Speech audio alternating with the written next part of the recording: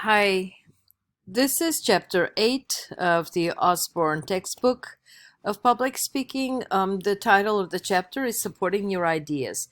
So we will move very fast over these concepts, how to support our ideas with facts and research materials. So first of all, let's understand what kinds of supporting materials you can have.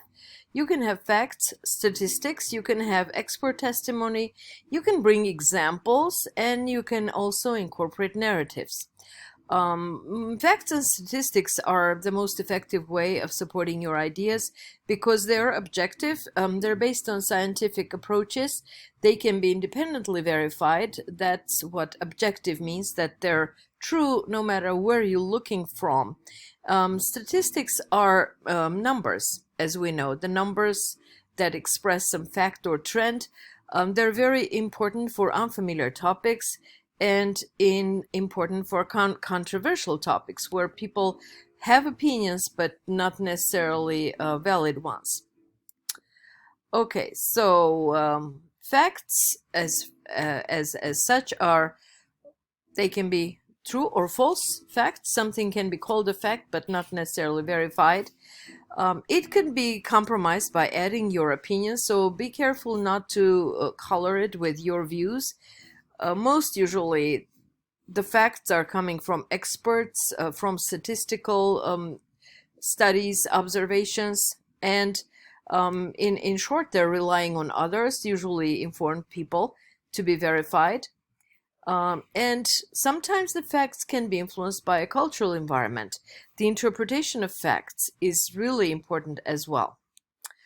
Statistics, as we said, numbers, they're numerical facts. They describe sizes of things, illustrating trends, predictions, relationships. So what are examples of statistics? If you have a pandemic, you have an epidemic, the growth of the pandemic, the number of people who were infected as secondary through let's say, symptomless, asymptomatic diseases, that is questionable. It's not always obvious, but if you look deeply, you can find sources that can bring statistics. For example, the other day I read something about people getting infected with COVID-19, not necessarily from people who are asymptomatic. So the numbers, the statistical data on asymptomatic infections is lower. So that's an example of statistical information that can make an opinion, that can make a position. So if you have numbers that are large and complex, try rounding them off, because in verbal speaking you're really not supposed to go deep into detail. People are not going to be able to follow you properly if they're just listening. But when your topic becomes controversial, then more precision adds more accuracy and more credibility to your argument. How do we evaluate the facts and statistics? First of all, they need to be relevant. You can't just throw numbers at anything and say that it can prove a point. The numbers need to be to the point, the exact things that are being measured. Then the data needs to be recent, the freshness of data, because old data doesn't count. It may have already been overturned, or it may have changed. It may represent it needs to be representing of the subject matter. It has to come from credible sources, consistent with other reports that you have, and needless to say, free from bias, and it needs to be complete. You cannot take things out of context. You cannot lie about the rest of it if you're only showing one part of it. Yes, incomplete information is the same as false information. So to use your facts and statistics, first of all, you need to triangulate, check with several sources to verify the credibility. You seek sources that have no vested interest. So when you're looking at websites of organizations, try to find the purpose of that organization, their goals, their statement of purpose, their vision, and understand if they're biased or if they're serving the best interest of the public. Do not distort the meaning of the information. Don't interpret it your own way. Provide the latest data, as we said. Bring examples to illustrate that information, the facts and statistics, when necessary, when possible, and clarify your information with presentation aids, which will make it more visually compelling and easy to follow. So another way of using factual data, you need to translate the information into human language rather than just give blunt numbers. Explain the details, clarify ideas, demonstrate how something works. Do a little bit of homework before dumping the numbers in your speech. Descriptions provide word portraits, word pictures. So if you have something to describe, please do so that your audience is able to make a mental picture of what you're trying to show. Expert testimony. Testimony is citing words or ideas of other people, and it provides witnesses on your behalf. Expert testimony should be coming from people who are qualified to speak on the topic, and you're thus borrowing their credibility. You're including the credibility into your report. It is very important with a certain type of topic. For example, if it's innovative, if it's new, unfamiliar, if it's a little technical, scientific, or if it's controversial. So we know that. Do you need testimony from real people, as we call it in the media industry, real people? Scientifically, we say lay testimony. The voices of the real people add authenticity, they add compassion. They sometimes address the consequences of an idea of or a trend on real people who will be living with the idea that's being presented or examined.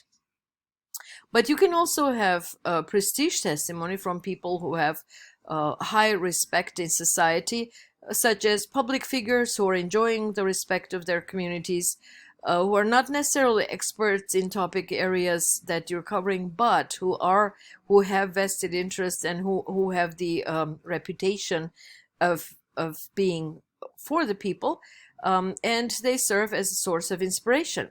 So how do we use that testimony? Select some sources that your audience will respect, quote and paraphrase very accurately, point out at the qualifications of the source. Remember ethos, pathos, and logos in Aristotle's rhetoric. The ethos is the credibility of the source, and in this case, if you're using testimony from an expert, the ethical background, the credibility of your source, it is a very important factor in the credibility of your overall idea, your message. Use only expert testimony to validate ideas, not to overturn ideas. Use lay testimony to build identification among your audience members, to help them understand or put themselves in that position of the people who are affected by an idea or a trend. And use prestige testimony to enhance your ideas. As we said, again, prestige testimony comes from people who are well respected in their community and who have the best interest of the public on their mind. Examples, what do? They're verbal illustrations for your message. They help clarify an idea, they help gain attention, sustain that interest, personalize the topic, suggest how important the idea is, and help intercultural understanding. Intercultural understanding is important for ideas that are not so easy, to translate into the ethnocentric perspective. Types of examples.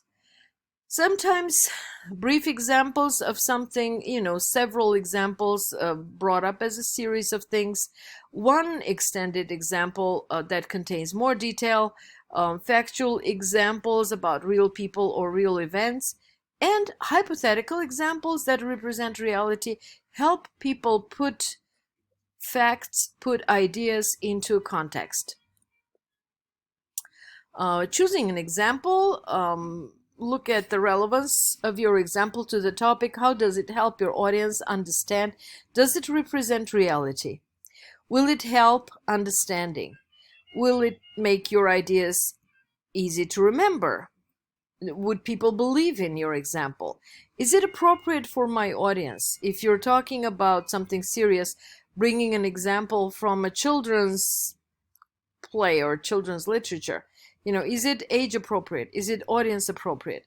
Does it have good taste? Is it offensive to anybody? And finally, is it plain interesting? You can use narratives in your idea, in your message. Narratives are little parts of stories that are told to illustrate an idea. They usually contain a whole process, a whole plot, not brief. If you're telling a story, tell it from beginning to the end, even if it has to be abbreviated and summarized. Do that as a whole unit. Involve listeners in creating the meaning. So listeners need to be, your audience members need to be able to identify with one or many of the actors in your narrative. It helps recall the past and envision the future, and it also sets the mood for a good speech. There are several types of narratives. There are embedded narratives, vicarious experience narratives, and master narratives. So the master narrative would be something that goes from the beginning to the end. Evaluating those narratives is easy with a list of questions. You need to ask yourself if it's relevant, if it's representative, does it make sense, does it help listeners make sense, does it invite people to take action, does it provide appropriate role models, is it appropriate for the audience in terms of culture, age, gender, etc. Does it enhance identification, does it create a rapport, does it enhance the understanding of the topic, the speaker? Does it make my speech more memorable? Does it set the mood? Is it fresh and interesting? Remember that things need to be interesting. The verdict, the death sentence of a message is boring. Boring is a death sentence. If you're making a speech, try not to bore people. So the story needs to flow well without stumbling. The narrative needs to be believable, and it needs to be in good taste. So different kinds of narratives, as we said, something embedded in your story, vicarious experience, like something that's very telling, very outstanding, and the master narrative, which is the plot of your message, all in all, built as a narrative. You have actors, you have ideas, you have a situation, and you follow that situation throughout your speech, keeping people in context, keeping the audience in context as you move forward, checking back with your narrative to make sure that your audience understands your message properly.